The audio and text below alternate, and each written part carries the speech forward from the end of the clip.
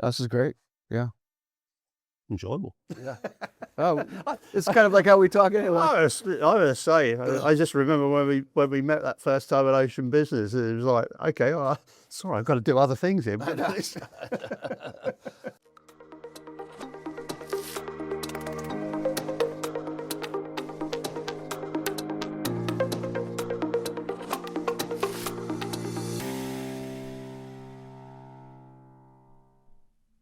I'm Geraint West, Business Development Advisor for Sonodyne International, and today we're joined by Ed Cassano, who's the CEO and co-founder of Pelagic Research Services. It's a company known for world-class expertise in deep-sea operations, subsea research, and expedition support. And Ed brings a wealth of experience to this in some of the most challenging environments on Earth. So under his leadership, Pelagic Research Services has developed advanced deep ocean capabilities, working with some of the most advanced research institutes in the world. Ed and his team have been part of several high-profile missions, including the 2023 search and recovery of the Titan submersible, where the ROV located the debris field. But we'll get onto that a little bit. Beyond the headlines, though, Ed and his team have brought long-term support to long-term observatories for some countries and have been doing lots of great things with the research community. So we're going to talk a lot about that today. Ed, great to have you visiting us here at Blackbush. You're visiting us for the first time, and so what are you looking for by visiting us today? I'm looking for a discount. No, I'm just kidding. You guys have. I'm really looking forward to actually meeting a lot of the folks that when we're out and we're remote and things are challenging, we pick up the phone and we call Sonodyne and we get response. We are proud owners and users of your USBL system. So, and that sounds like an advertisement, but I can tell you right now that for me, equipment is critical. People are actually a little more important, but the base is always great, reliable equipment. And so when the shite gets a little interesting, we pick up the phone. That's one of my first things I always say to my guys. Let's give them a call. And so I'm excited to meet some of the folks at the other end, and of course talking with you as well and the rest of the team. It's great to be here. Glad to have you here. And looking forward to taking you around and meeting some of those people. I think you'll be impressed. I want to take you back though. I mean, we talked a little bit in the intro about wealth of experience. So let's go back to how you started out in this getting your feet wet in the world. Well, it started maybe with being a little crazy. My background is a commissioned officer with the National Oceanic and Atmospheric Administration, which is NOAA, which is the U.S. Agency that's responsible for managing marine resources, hydrography, etc. So my background comes from multidisciplinary marine science, mainly Alaska, but also Eastern Tropical Pacific and some tropical work. And for me, that background was a learning ground about, we're a science company, and that background gave me this great experience I think it's great experience in working with scientists with a variety of mission objectives.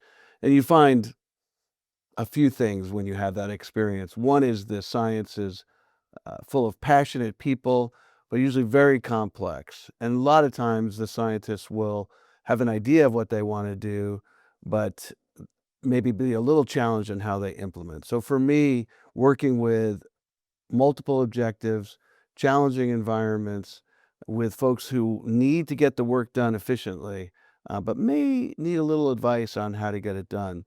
That's really my base. Lots of work in marine conservation, lots of work with seafood, lots of work with, various efforts in the social sphere to move and advance marine protected areas, things like that. Yeah, because I think you did a lot of your conservation work around the Channel Islands. I did, yes. I was the marine superintendent of what we call marine sanctuaries in the U.S., and they're basically a multi-use marine protected areas. So I was heavily involved with that for a number of years. Yeah, and you trained a scuba diver as well, I believe. Yeah, oh, it goes back, how far back do we want to go? I'm a Cousteau baby. That's how old I am. So, got certified when I was 11, actually, Wow, and been diving all my life and technical as well. I got some technical diving experience. Was trained to operate a manned submersible. Was a research ship captain, and so basically, I've bounced around in this world for a while. great. Right. So you mentioned about trying to bring a new model to the science community. I mean, I can identify with that from my time at NOC when I was trying to convert scientific dreams into deep sea reality is quite challenging. So tell me a little bit more about how Pelagic Research Services came about and how you've been moving that forward over the years. And it's an interesting idea, right? What I had seen, a lot of the most sophisticated deep sea assets were either housed within governments or significantly large nonprofits. Hmm. And my feeling was that, for example, in the U.S. model, there was the National Science Foundation, which owns and operates these assets, and the demand far exceeded the opportunities that were offered through these assets. Great programs, great equipment, but limited access over the number of years. So Hmm. I thought, let's bring a commercial company into play that can bring similar capabilities, but maybe with a little more efficiency, a little more availability, and affordability, actually. And so I always call it, we bring a commercial mindset into the academic world. Love the passion, love the complexity of science, but bring the idea of, let's be ready always to dive. Hmm. Let's turn around fast. Let's understand what you're trying to do. And maybe there are other pathways to achieve the same objective, and bring the current technology to play into these worlds. So that's really why I started Pelagic. I wanted to bring these higher end deep sea assets into the academic world, and I say all around the world. That's Yeah. our vision is a global company supporting deep sea research all over the world. Yeah, and I guess that kind of mirrors why Sonodyne have a relationship with the academic community as well. I think it's something that always challenges company because academics are always trying to do strange things. They're trying to do stuff which is just off the edges of maybe what is mainstream or what is they envisage as being possible. Right. And I guess that's really where you are is trying to bring those new facilities to science. Yeah, I mean, you were obviously in a very similar position, right? It is kind of funny in that way. They bring, and that's what keeps it interesting, right? Yeah, They're on the edge. They're pushing the edge. Is there commercial applications down the road? I mean, maybe, or it could be the gathering of very critical information for all of us, that are connected to the ocean, and that's all of us, right? yeah, And so, exactly right, and that's why it's interesting.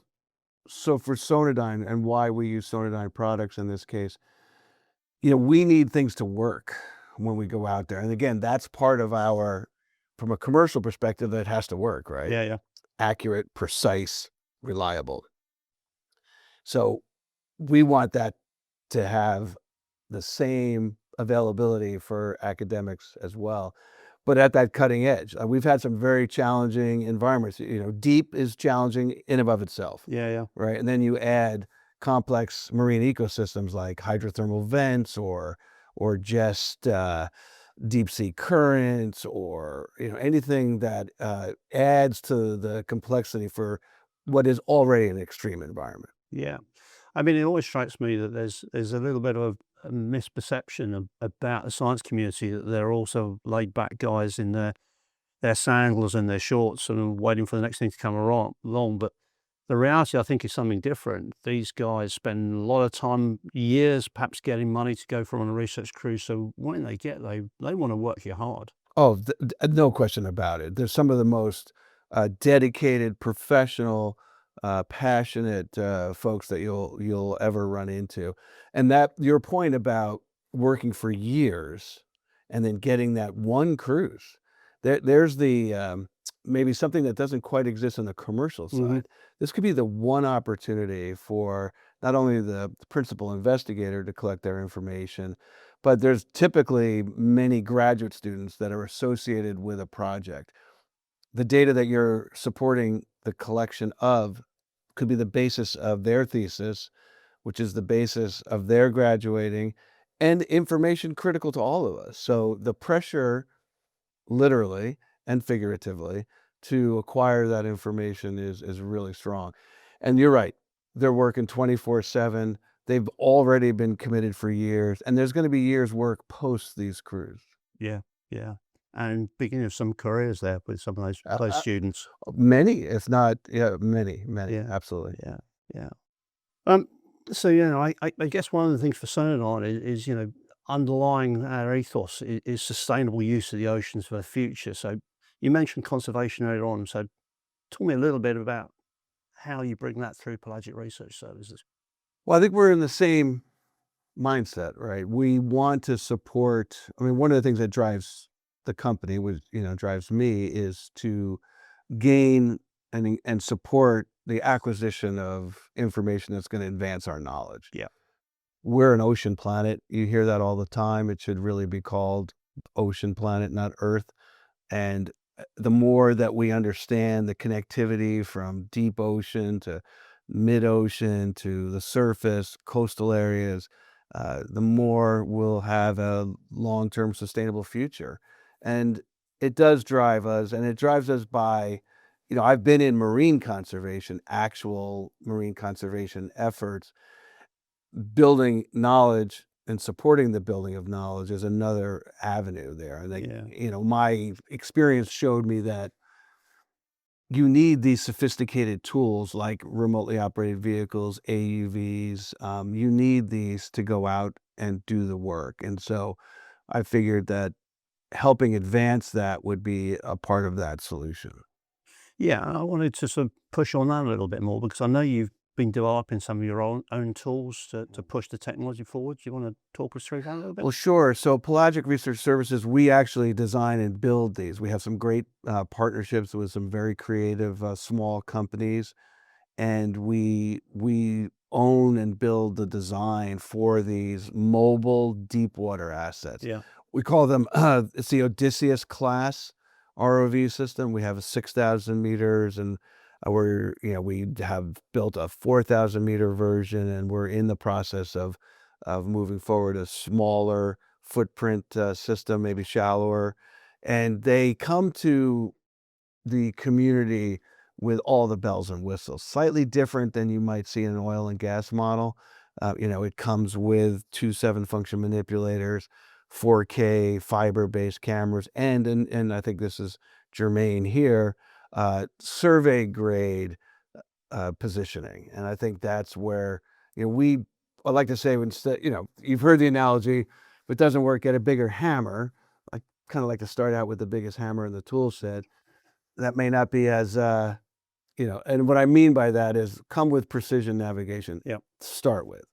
And that's what we want the client to feel right off the bat, that they're not paying extra if they want A or B. It's all right there for them. And that's just the base. And so that's what our systems will come with. We are using the Lodestar Gyro USBL system.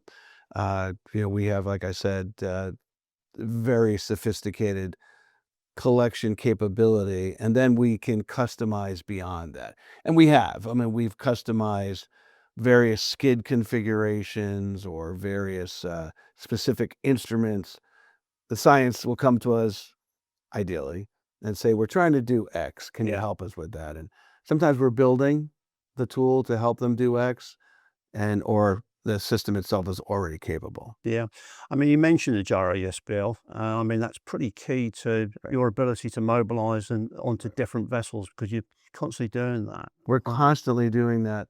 And it is one of those interesting things, right? And it is, again, we're sitting here in Sonodyne, right? But the robust nature of these, when you're mobilizing and demobilizing on a regular basis, that's our model. Yeah. Whether or not it's a successful business model, we'll let you know in a few more years. But the bottom line is it has to be robust, because you don't just install it and go. Yeah. You install it, and then you take it off. and you bring it back to the shop, and then you put it out again. So by its very nature of our operation, it has to be tough. Yeah, I mean, you talked about Odysseus, and you talked a little bit about design. So, what are the big integration challenges you face then when you're doing that? You're putting these systems together. That's a good question.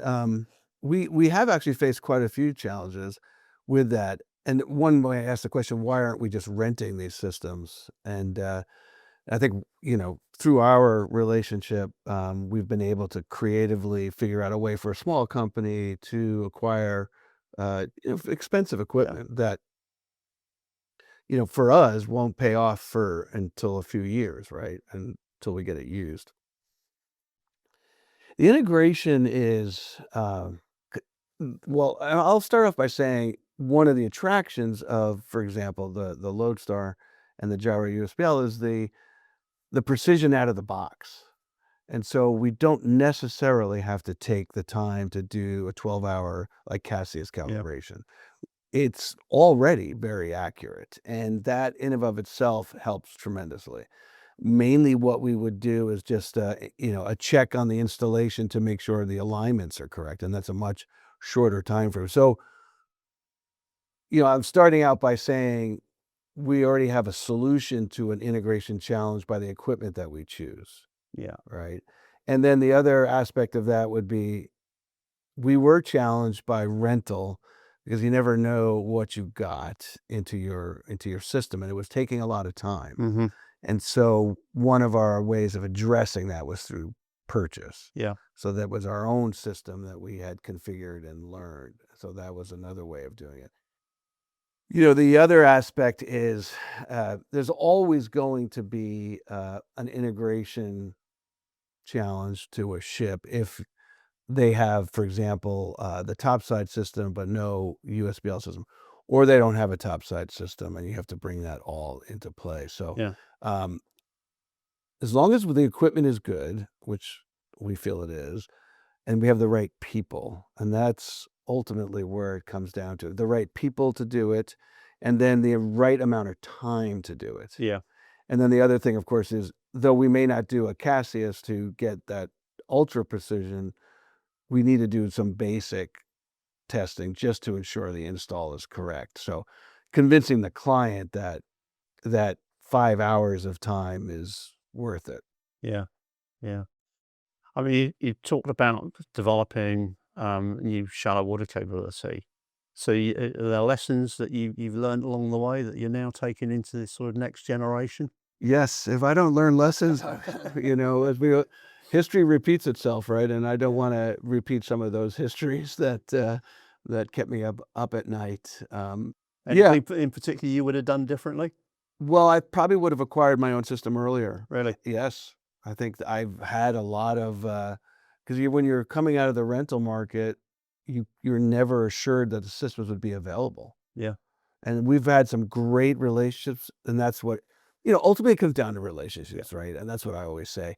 And that's why it's an honor to be here because I feel like I have a relationship with Sonodyne, and that really makes a difference to me. We're a small company, and to be able to pick up the phone and call you, and though I think there might be changes coming, you might be going to retirement. Is that true? Has that been announced publicly? Do we need to cut this off? Partial retirement. Who is your replacement? I want them here. So no. No, some great people here, Yeah. and they're going to look after you, Ed. I know we have to move on to the next Yeah, and I know, generation. and I know Kim in the States has looked after you very well. Right. over the No, years. we've had some great. The U.S. Component Kim has been fantastic, and yes, time moves on, but it is about people ultimately, right? Yeah. We really, we have a relationship, and as a small company, that makes all the difference in the world. And we were joking about when I pick up the phone and call, I would like someone to answer the phone, and that is true here. And whether it's calling you or Kim or calling the support system, there's always someone at the other end of the phone. And they, even though we're small, Mhm. they treat us as if we're the most important customer at the moment. And again, that sounds like, wow, I get a free mug because I said that. But the reality is that's the truth. Because if that didn't happen, we wouldn't be working No, and with I this. can reflect on that. I mean, when I was looking for a new job after NOC, I wouldn't have just gone to any company. I'd been a customer of Sonadine, and I had the same experience as you.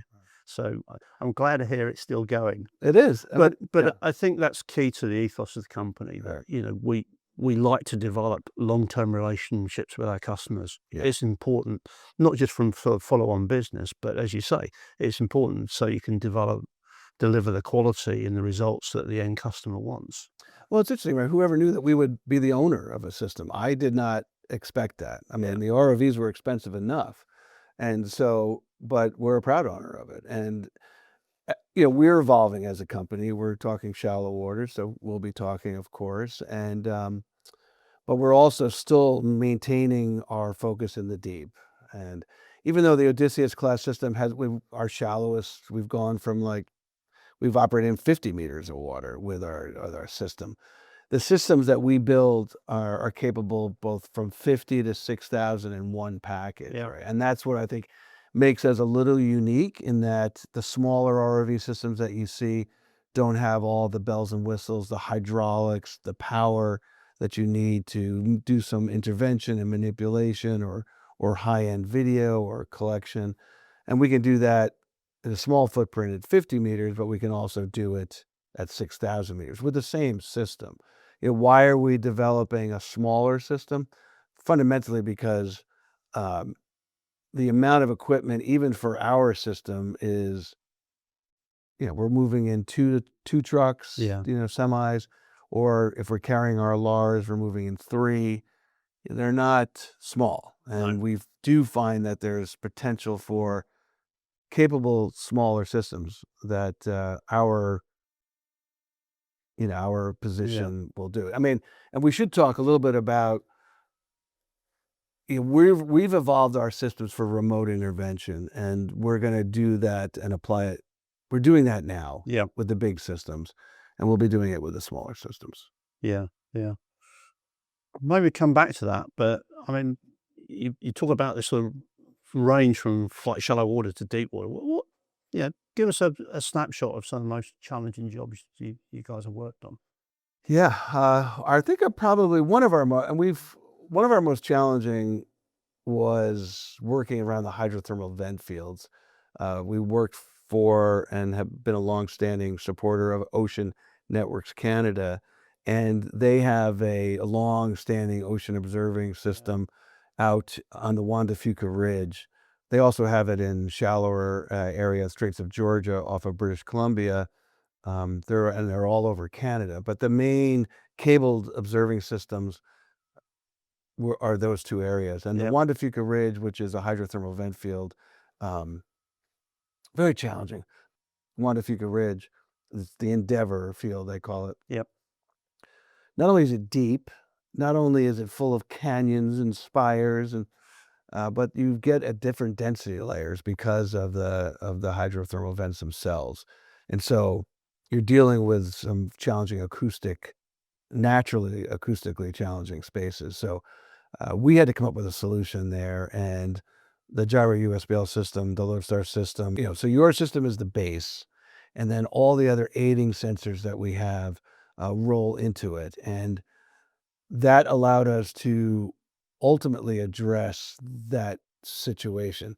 So not only was navigation important, critical, Hmm. but it's their return to a location. And that's, Yeah. once we've placed instruments, so there's instruments all over this field. Yeah. And so not only do you need to find them, but then you need to come back to them. Yeah. And with that type of density layer and your system, bang, it just became routine.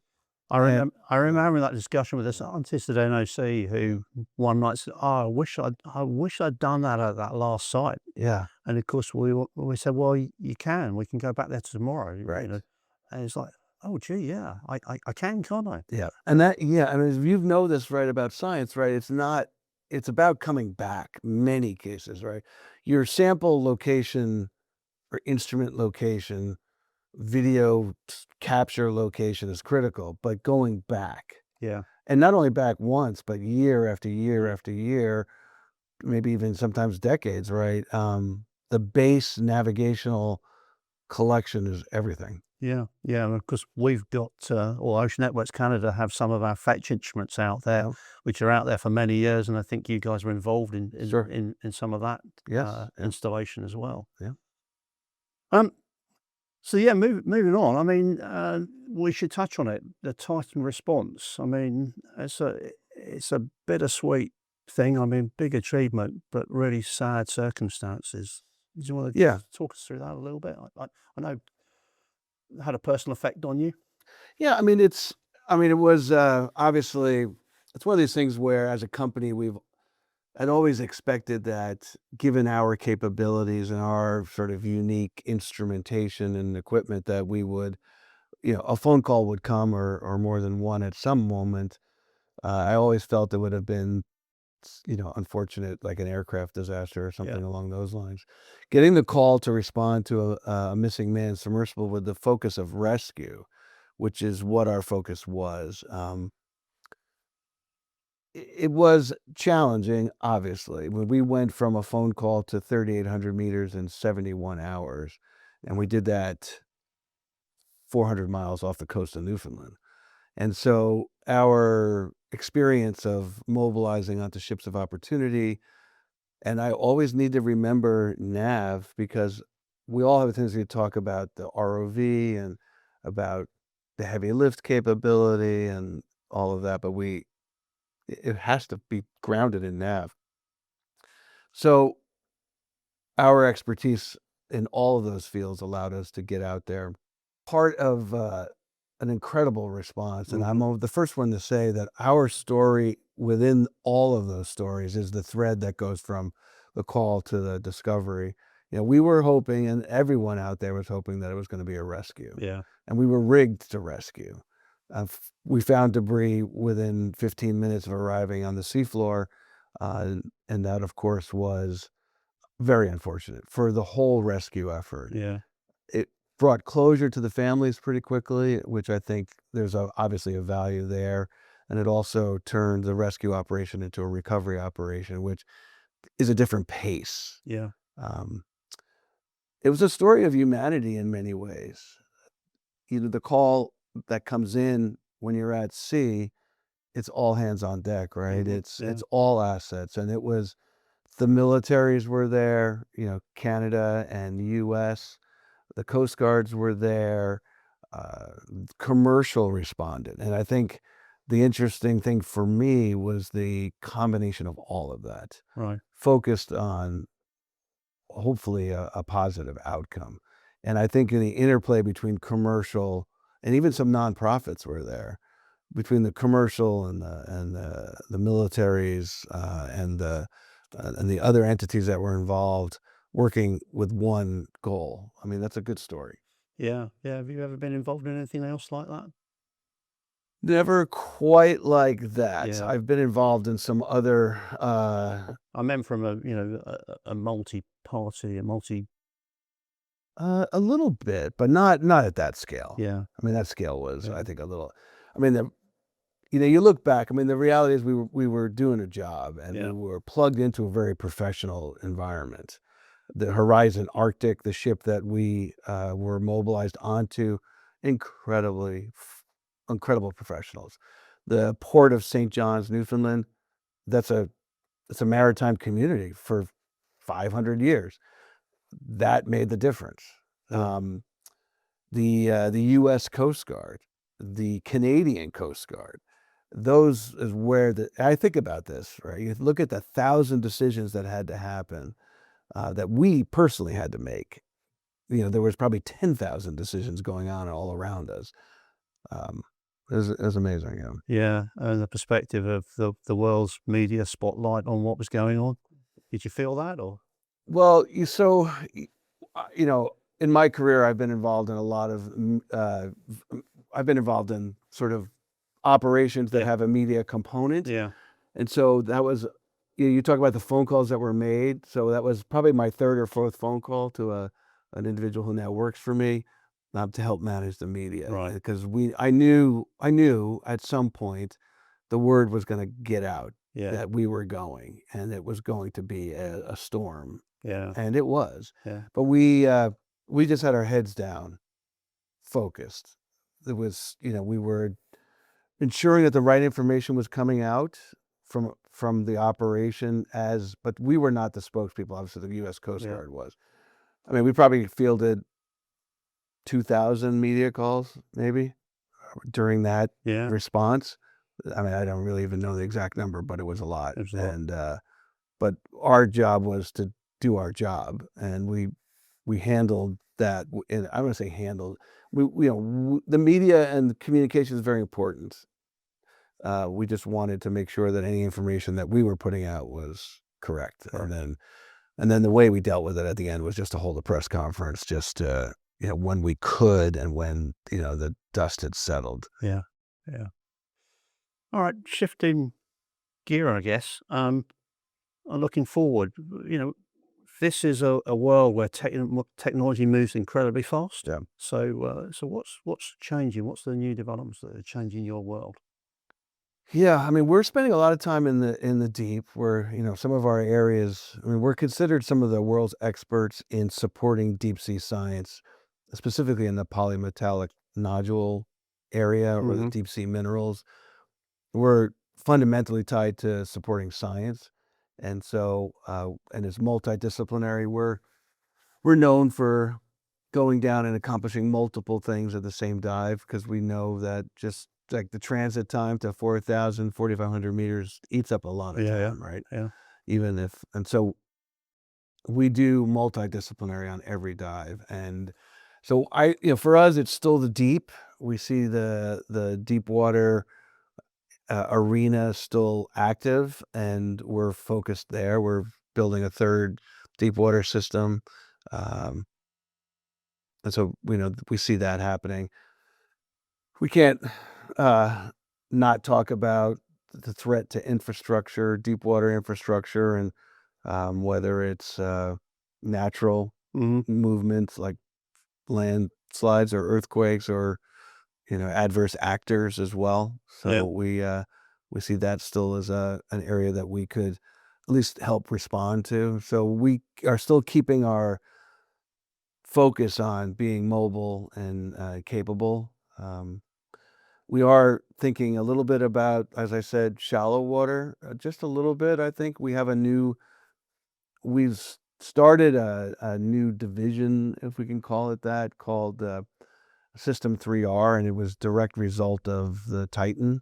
Right. The manned submersible community asked us if we would step in and bring our experience into helping, uh, which is helping support an already extremely safe community. And I think that's one thing to point out. The Titan was a experimental system, and I think we all know now. And I can say, I think it was a system that was destined for a major issue, and it should never have been in operation Yeah. without a class. And rolling forward, I think you're going to see regulations that Yeah. are going to require another level of scrutiny from the world's entities that are responsible for their waters. And so the manned submersible community asked us if we'd create a program to help those variety of entities and the operators have a level of an added level of protection. So we started a program called Rapid Ready State Response, a System 3R, which we launched in October. Right. And it's a subscription-based program that provides what I call an umbrella of response. So that program is moving forward, and we're looking at developing some of the smaller systems to support that community specifically, but it'll have applications beyond it. Right. Yeah. Right. I guess the only other thing I would say is to this is, and we talked a little bit about this earlier today, Yeah. I think the ability to download data from uh, landers that are long term, or devices that are long term, I think I see that as something that I find that interesting.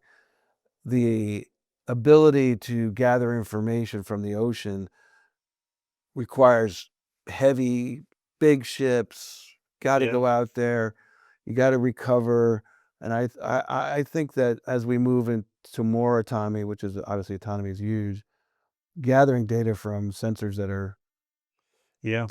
deployed for Uh, multi-years, I think is a Yeah, and as you said, we talked about that earlier on, and I think, we're seeing an increasing take-up of unmanned surface vehicles right, to right, harvest data right, acoustically, exactly, but also are engaged in work, moving technology on with optical comms so you can take high right, bandwidth right, data off those instruments. But for that, you have to get somewhat closer. So right, that's when you start getting the submersible world, right, yeah, and that's what I think we're gonna see some of that moving along over the coming years. yeah. I think we don't know a lot about the oceans. There's a lot of there's obviously new efforts. You see a lot of private individuals getting involved in ocean science, which is an interesting evolution, Hmm. but that's great. Yeah. More platforms out there gathering more information are only going to advance our knowledge, which is what we had talked about, right? We need to know more about the oceans, Yeah. and we need to make that information publicly available for all entities to look at, and so we can continue to gain a deeper understanding. Yeah. I mean, another part of the conversation we had, was talking about, evolving remote ops. But I think, you're looking at remote ops in a particular way, and we talked about that. So maybe touch on that. But of course, big enabler of that has just been things like Starlink coming on, and Yeah, just improved, cheaper right. satcoms to do that. Yeah, I think we can all say Starlink, right, has changed the game. No, I think there's going to be future constellations with other entities because Starlink is amazing, but when you only have one group providing it, Yeah. it creates some vulnerability. But we talk about sparing and remote operations. I carry multiple Starlinks because we are completely dependent upon it now. Yeah. And our model of remote intervention is really about, it's almost like the human resources issue for us. Some of our more senior folks, maybe they have young families, maybe they're returning to the workforce, maybe they left the workforce to, raise children and they're trying to re-enter. High bandwidth, affordable connectivity gives us the ability to bring our most senior people offshore or not be offshore, Yeah. and which means we can troubleshoot. It means we can, and we've done this with nav Yeah. already, and tracking. We have absolutely supported our system remotely, and it has made a difference. It has saved jobs, Right. and it has allowed us to again bring the most senior folks to an issue, but yet they're on the beach, and that's kind of where we see it. And Mm. we're not the only ones that see it that way, I'm sure, but that's certainly our model right now. Yeah. We've built a what we call subsea operational center, which not only does it support that manned submersible rescue program, but it also supports our troubleshooting. Yeah, and if you've got multiple systems in the field, I mean, you have to do something like that, I Yes. guess, Yeah, you if you do. want your most experienced people Yep.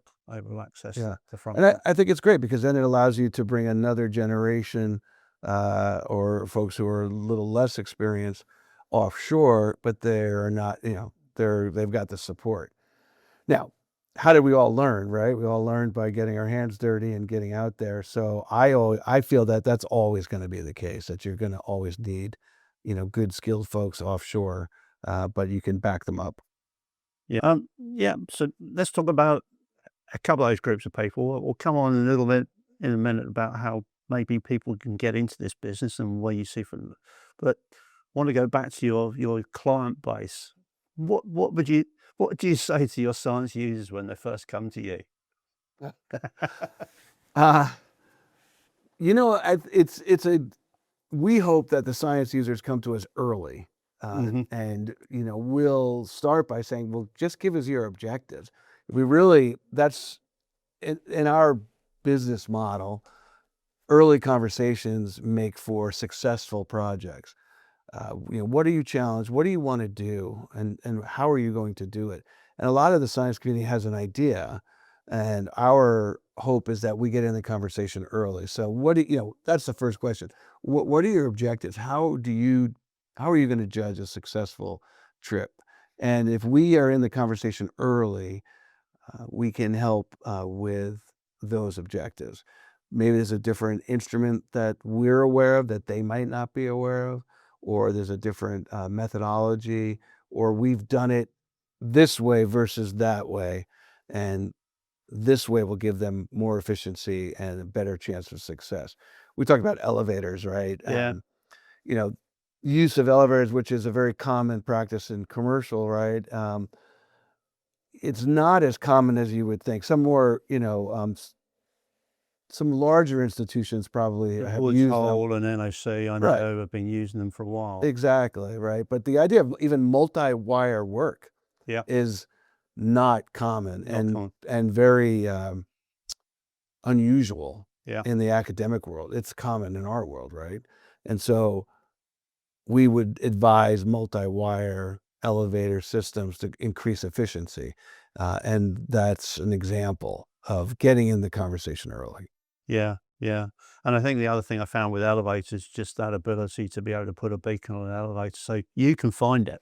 You know Yes. where it's gone Oh, yeah. and where it's coming up.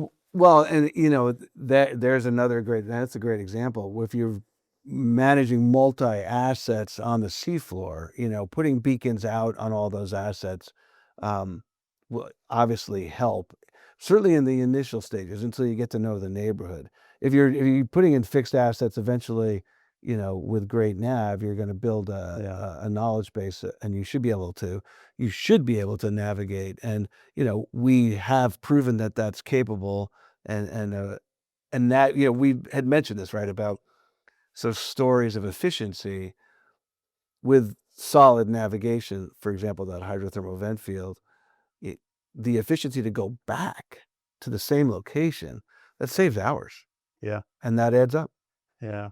I think the other thing you mentioned to me, which goes back to a lot of my experience at NOC, was when you've got these research cruises going out for so long, don't forget the spares. Oh, well, spares are everything. I mean, I was talking to a friend who's in oil and gas, right? And they approach that issue by bringing two complete ROV systems, right? But academics, the academic world, they're lucky to be able to afford one. Yeah. And Yeah. so sparing is everything. And yeah, robust spares. Since you first joined, what's changed the most? What's had the most impact? I think the affordability, there's one thing has changed. I guess, well, let's see. I would say two things have changed. The readily availability of deep rated equipment, that has definitely changed. When I started, most equipment was maybe 3,000 meters, maybe 4,000 meters, and you had to pay a lot more to get to 6,000. And it wasn't, there weren't a lot of that. I mean, they may have existed in models, Yeah. but it wasn't a common, like, I buy this light, it's going to be 6,000 meters. Yeah. That's what's happened now. A lot of companies, I believe, are just making their equipment 6,000 meters because that's 90% of the world's ocean. So I see that happening. Yeah. And then I guess the other thing is affordability. Even though this is an expensive endeavor, I never thought I'd get used to just writing big checks as like, okay, and I should probably be not so used to that, but I am. I think it's becoming a little more affordable. Things are getting a little smaller. They're, like I said, they're all typically rated deeper. And I think there's a lot more folks entering the marketplace because of that. Right. Right. But again, that gets back onto what we were talking about earlier on. There's a lot of emergent players in this world now, and There are. I guess that's what's going to encourage some of the regulations coming in. Well, for manned submersibles, Yeah. that is certainly the case. Yeah. And I think for the academic, pure research exploration community, there have been a lot of entrees Yeah. which is great, from very successful individuals who are building incredibly capable ships like Rev Ocean or Ocean X or the Schmidt Ocean Smith Ocean Institute. Institutes. Yeah. They're and now you've got Inkfish, incredible systems with amazing capabilities supporting the science community all around the world. from the I wish they'd hire me perspective, that's obviously you can't, we can't compete with that because No. I don't have billions, I have debt. Um, so that's unfortunate. From the it's good for the ocean's perspective, the more the better. Looking forward again, what tech would you like to see developed that would impact your world? What's on your wish list the most? I knew that you were going to ask this question, and I was thinking about this. And I was thinking about the speed of integration for I'm going to say response, but for operations Yeah, really. yeah, And I think as we look to there's cost in integration. Mobilization is always and can be a very expensive component yeah, of working on ships of opportunity or platforms of opportunity. So advancing the technology so the integration moves faster, but you maintain the precision, that's something I'd like to see. right. Yeah. I mean, and I think there's a coupling with your systems and topside. I'd like to see that. I mean, we do it fast already. And like even when we move into an oil and gas situation, well, we don't support, I mean, we could, but there's so many other players there. But when we mobilize our system and some of the players that are helping us mobilize come from that community, the oil and gas community, it's like, well, we usually look like a 10-day install. And I'm like, well, we're doing this in 2 days Yeah, yeah, and we're going. yeah, And that's challenging even from that community coming forward. But yet, again, these are small budgets with, limited resources. So for me, making that integration with topside, the tracking and subsea nav systems yeah. move faster and a little more, I would say plug and play, but a little more less complicated, but maintain the same precision if possible. That's my wish list. We'll work towards it. I went right to that. Right? Yeah, you did. Yeah.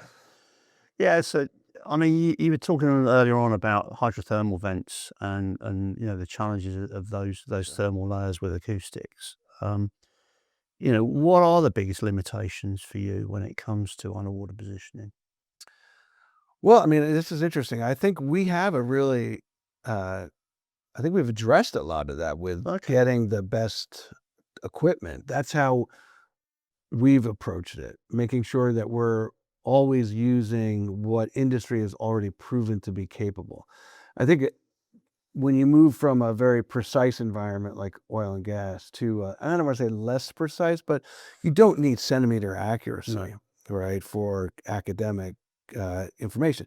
If you get meter or plus, I mean, obviously more accurate is always better. Yeah. And that's what we find in the science community is they always want high level of accuracy, but they don't understand what it means, honestly, to get that. I mean, you're not going to put an LBL array in for surveys that go Yeah. 10 kilometers.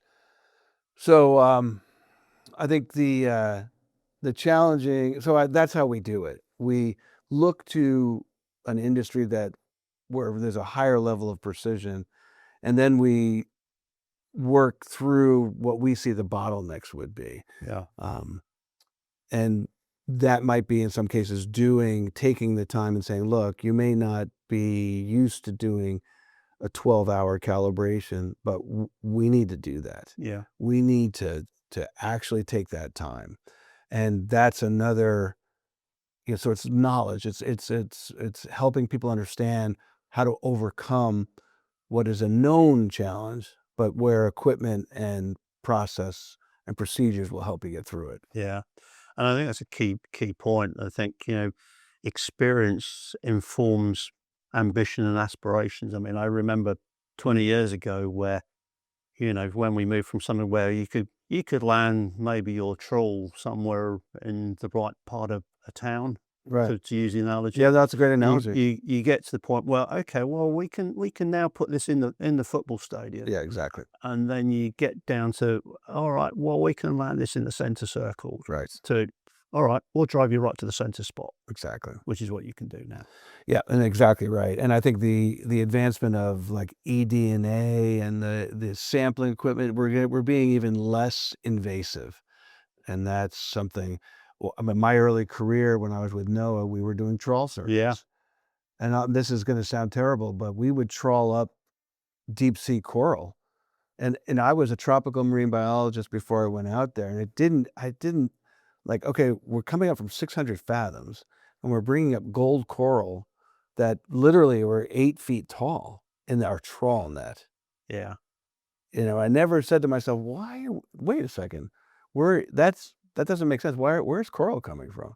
But of course, as we've learned more, deep sea corals are a common feature all around the world, critical habitat for commercially important species and the oceans. And by the way, that's a destructive practice. Yeah. And so we got to stop that. And so Yeah. you're seeing science advance too.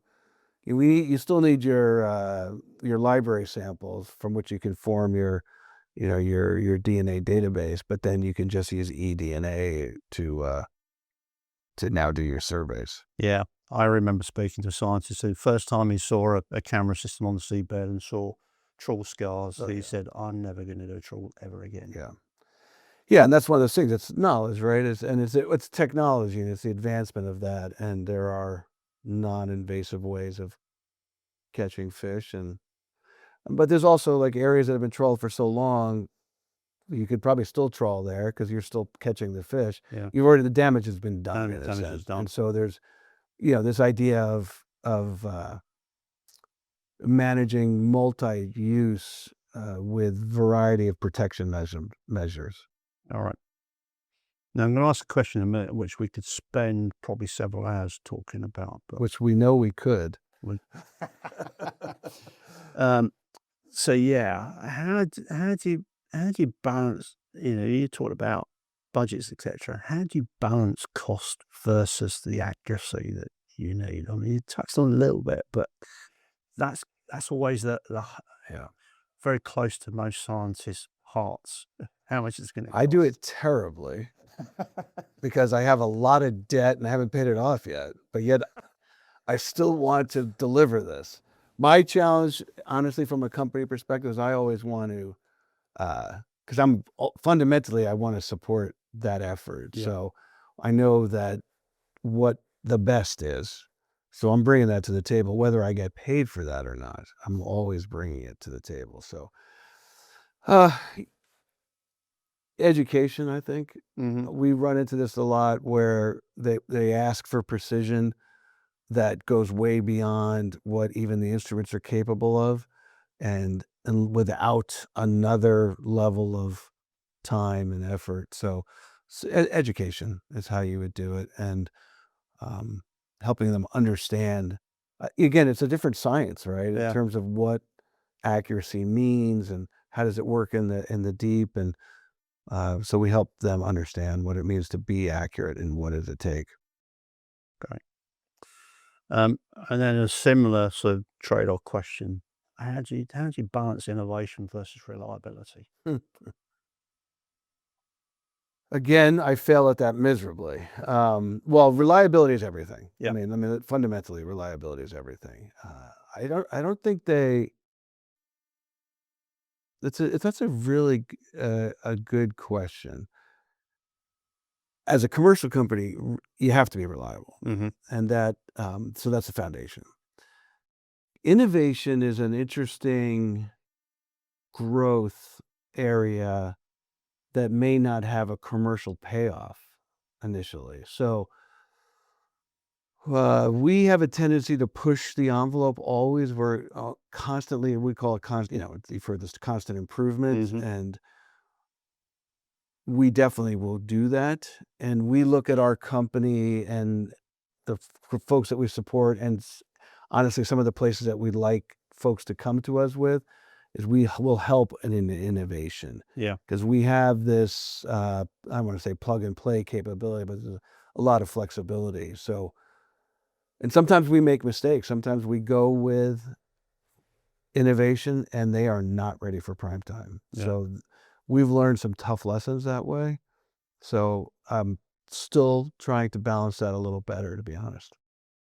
Bit of a last word here, really. Okay. What's your advice for the youngsters who want to get into this field? What would you be saying to them?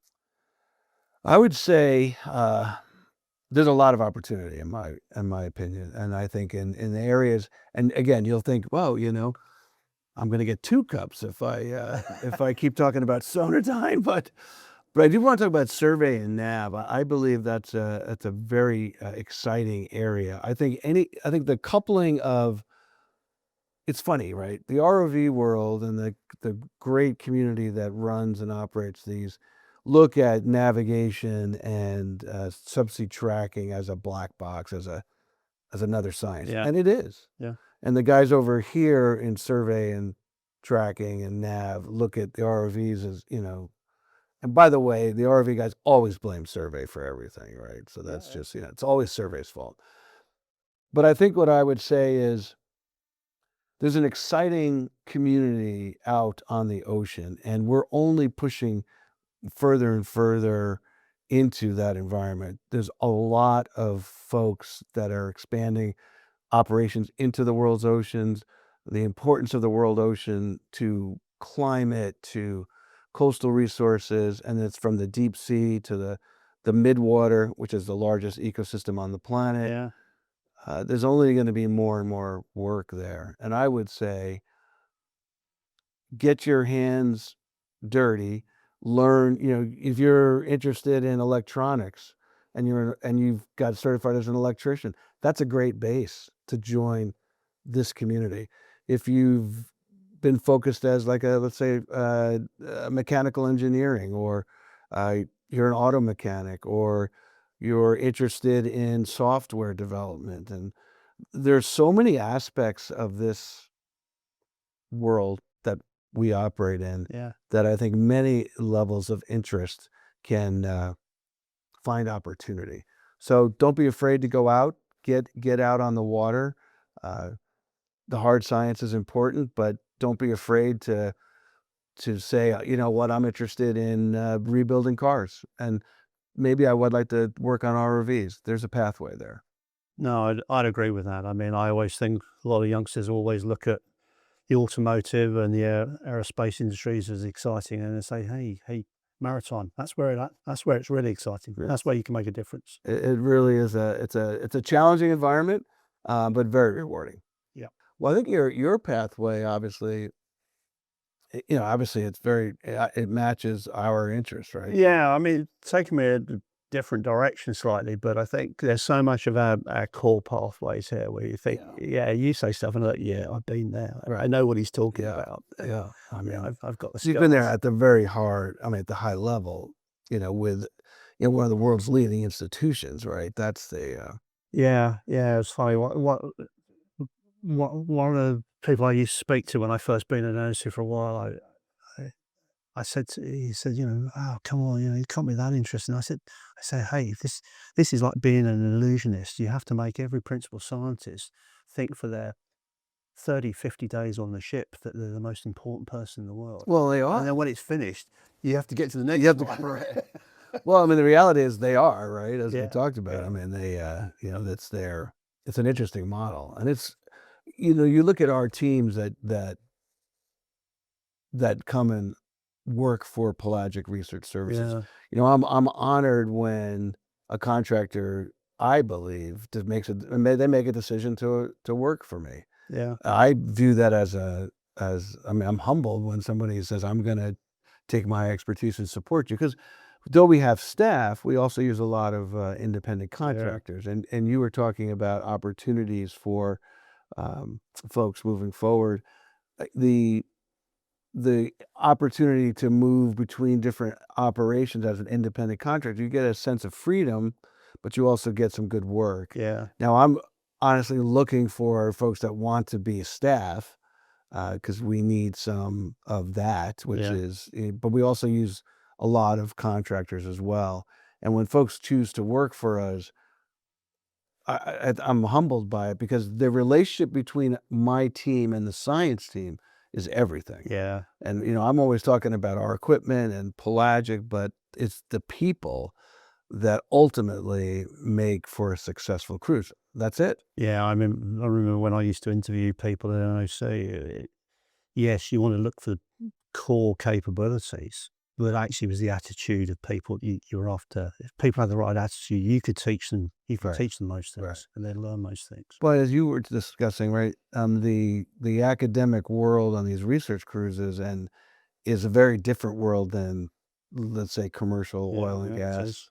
And that ability to understand that, we just want to take 5 centimeters of deep sea coral, not the whole tree. I mean, and it's not a tree, but you call it that thing might be 800 years old. Yeah. And so we just want 5 centimeters of that.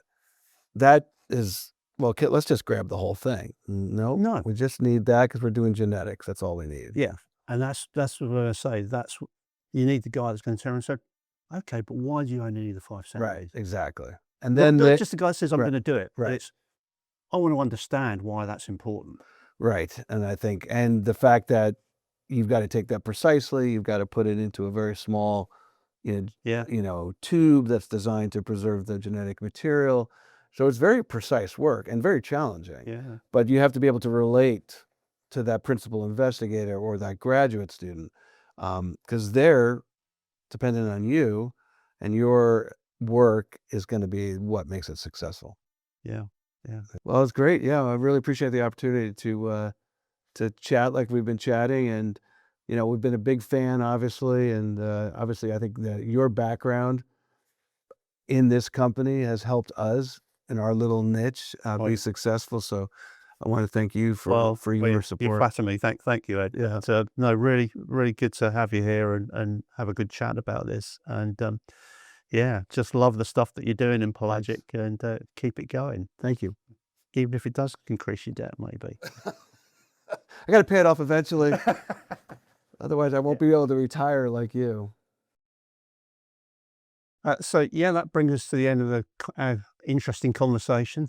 I just really want to thank Ed Cassano for coming by Blackbush and kicking the tires on this thing we call Sonodyne. Don't forget that there are other podcasts in the sound waves, so please sign up and subscribe to those. And yeah, that brings us to the end. Thank you.